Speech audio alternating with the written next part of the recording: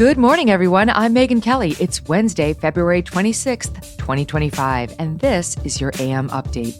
The president and Elon and his entire cabinet are working as one unified team, and they are implementing these very common sense solutions. Press Secretary Caroline Leavitt provides some clarity to the DOJ "What did you do last week?" email confusion and announces a major change to the White House press access. Congressman McCormick was not exactly welcomed home at a town hall meeting in Roswell, Georgia last night. Media reveling in chaotic GOP town halls, using the scenes as proof of bipartisan backlash against DOJ. But there's more to the story. And a Texas border rancher killed by an improvised explosive device near the border, who authorities say is behind the deadly blast. All that and more coming up in just a moment on your AM Update. Here's one way to clean up your medicine cabinet this season and replace toxin-filled conventional products with more natural options. Propolis Immune Support Throat Spray and Propolis Plus Vitamin C Liposomal can be must-haves in the medicine cabinet as seasonal germs start to hit. Did you know germs can enter through your nasal passages just as easily as through your mouth? Propolis Nasal Spray is a great non-toxic swap for other over-the-counter drug-filled medications. This one's non-habit forming, it's natural, and it has antimicrobial benefits. Beekeepers Naturals makes clean, non-toxic products that actually work.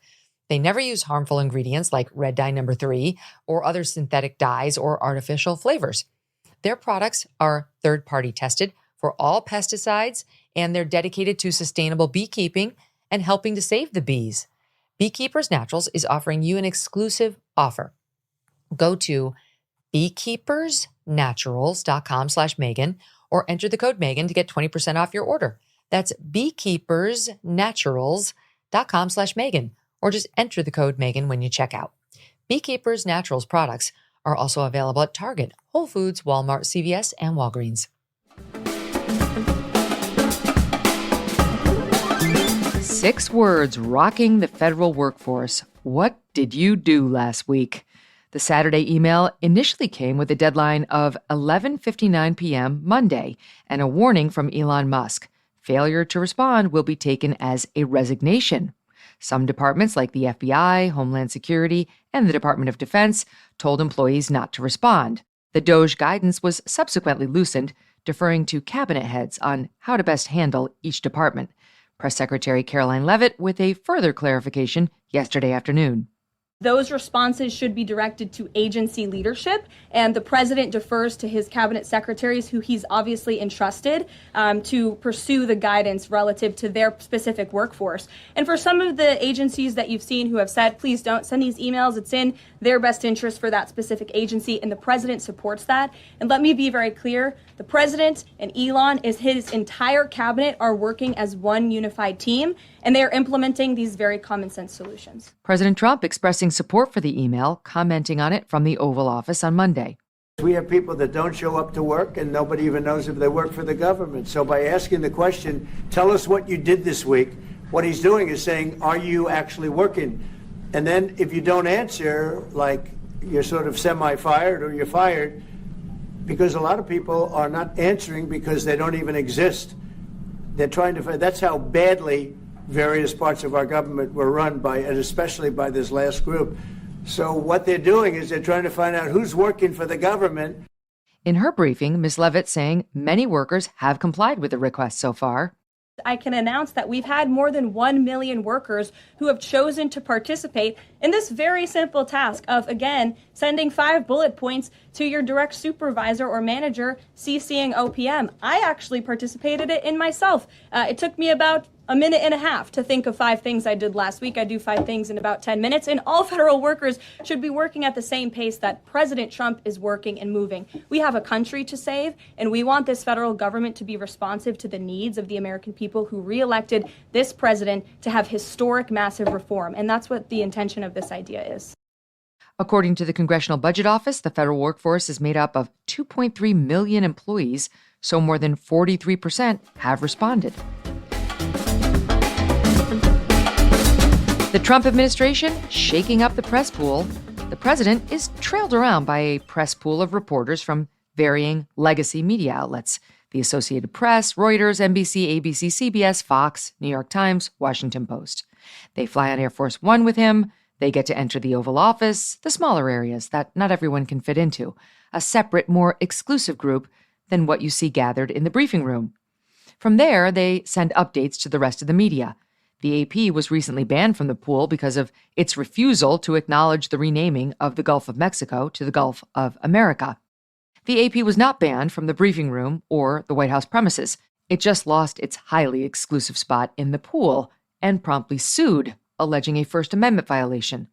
On Monday, a federal judge sided with the Trump administration, refusing to temporarily restore the full AP access. A hearing is scheduled for March 20th. In the meantime, Caroline Leavitt yesterday announcing sweeping changes to how the pool reporters will be chosen.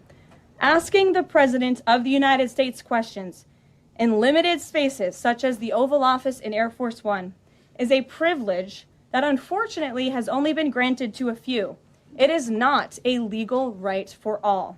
As you all know, for decades, a group of DC-based journalists, the White House Correspondents Association, has long dictated which journalists get to ask questions of the President of the United States in these most intimate spaces.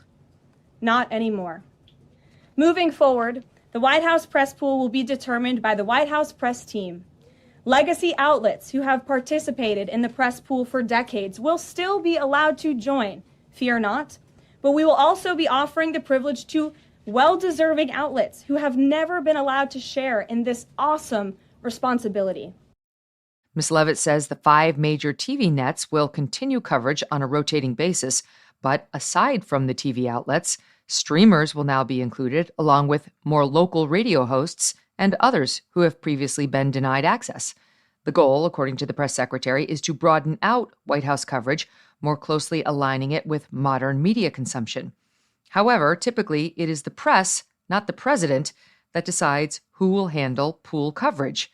The legacy media was not happy.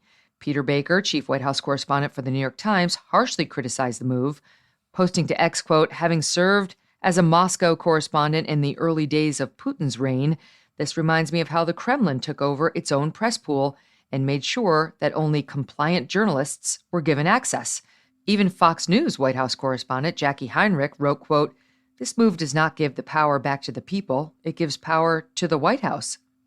White House Correspondents Association President Eugene Daniels releasing a statement that reads, "This move tears at the independence of a free press in the U.S.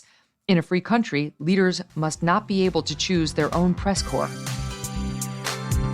President Trump, flanked by Secretary of Commerce Howard Lutnick and HHS Secretary RFKJ, signing a new slate of executive orders in the White House last night, one aimed at imposing price transparency on healthcare costs, one looking at foreign versus domestic copper supply in America, and an executive order to strip security clearances from law firms associated with the Jack Smith cases against Donald Trump.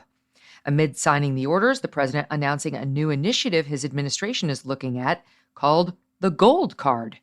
It'll be very good. We're going to be selling a gold card. You have a green card. This is a gold card. We're going to be putting a price on that card of about $5 million, and that's going to give you green card privileges plus. It's going to be a route to citizenship, and wealthy people will be coming into our country by buying this card. They'll be wealthy, and they'll be successful, and they'll be spending a lot of money and paying a lot of taxes and employing a lot of people. And we think it's going to be extremely successful. President Trump saying the card will not grant citizenship, which would need to involve Congress, but it will be a path to citizenship, though how remains unclear. Later today, the president will hold his first cabinet meeting of the second Trump administration. Elon Musk will be in attendance.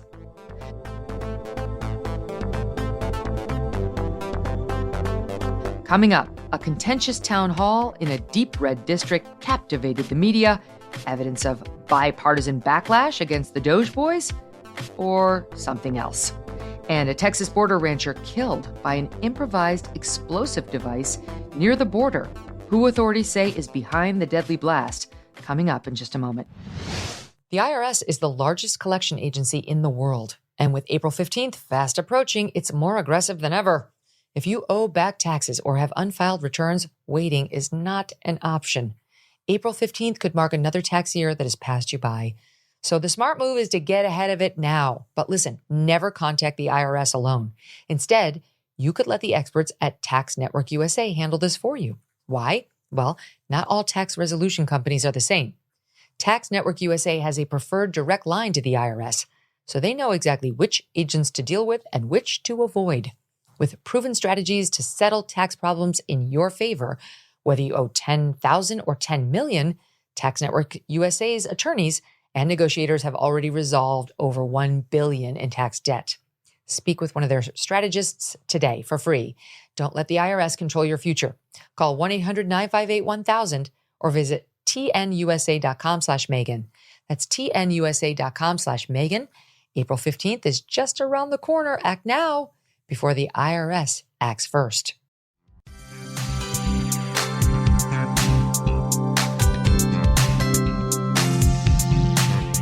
A local Georgia town hall over the weekend garnering significant media coverage. Georgia Republican Congressman Rich McCormick, who won about 65% of the vote in his district, faced significant backlash from his constituents angry about DOGE cuts. A sample of what it sounded like.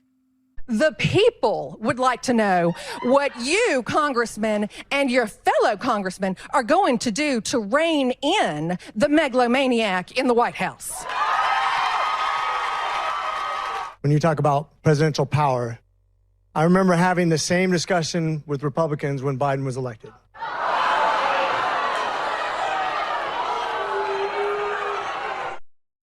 Other GOP officials reportedly experienced similar confrontations. MSNBC went wild with the story, running multiple segments. Congressman McCormick was not exactly welcomed home at a town hall meeting in Roswell, Georgia last night. A room full of ordinary voters who gathered at a town hall in Georgia last night to hear Republican Congressman Rich McCormick. And he's the one who got an earful from his constituents. The problem? They haven't quite captured the whole story. The Washington Free Beacon reporting, quote, George Soros-funded groups, Indivisible and Move On, were at the center of the demonstrations. Both groups launched national mobilization efforts targeting the Trump-Musk agenda and Trump-Musk coup. The organizations provide resources for members, directing them to local town halls. One prominently cited operative the media mentioned in reporting on the Rich McCormick town hall in Georgia, Maggie Goldman, a self-described Democrat and political activist, reports the Free Beacon. On Facebook, Goldman shared write-ups of the town hall, writing, "We were on fire." Most of the reporting failing to mention the left-wing activists behind the town hall outrage. A Harvard-Harris poll published Monday shows 72% of voters actually support existence of a U.S. government agency focused on efficiency initiatives. That same poll says 60% of voters think DOGE is helping make major cuts in government expenditures. President Trump's overall approval rating is at 52% in that poll compared to 43% who disapprove. Democratic Party approval at 36%, a record low. The Washington Post reporting on conditions at the migrant detention facility in Guantanamo Bay as Secretary of Defense Pete Hegseth spends the day touring the area. The Post, citing 3 people held at the center, says detainees are subjected to humiliating and invasive strip searches and prolonged periods in isolation. Asked about that reporting, Press Secretary Caroline Leavitt responded. If you invade our nation's borders, if you break our country's laws, and if then you further commit heinous, brutal crimes in the interior of our country, like raping and murdering innocent, law-abiding women and girls, and committing heinous acts of violence, then you are going to be deported from this country, and you may be held at Guantanamo Bay. These are criminals we are talking about. Don't forget that. Secretary Hegseth toured the facility yesterday afternoon, where he was once deployed while in the Army National Guard, receiving briefings on base operations. In a post on X, Mr. Hegseth calls the naval station the front lines of the war on America's southern border. Approximately 200 illegal immigrants were deported back to Venezuela from Guantanamo Bay last week. 2 killed, including a Texas rancher, and 1 other injured in a blast caused by a suspected cartel-planted IED on the Mexican side of the border near Brownsville, Texas. a 74-year-old rancher killed along with a non-U.S. citizen. The explosion occurred earlier this month as the rancher drove his car. The Texas Agriculture Commissioner, Sid Miller, issuing a statement calling for extreme caution along the border. Miller urges those in the agricultural industry to stay vigilant, remain aware of their surroundings, avoid dirt roads and remote areas, and refrain from touching unfamiliar objects that could be explosive devices. Late last week, the Trump administration designated 8 cartels, including Tren de Aragua and MS-13, as terrorist organizations. That allows the government to freeze cartel assets, penalize anyone aiding the groups, and justify military action.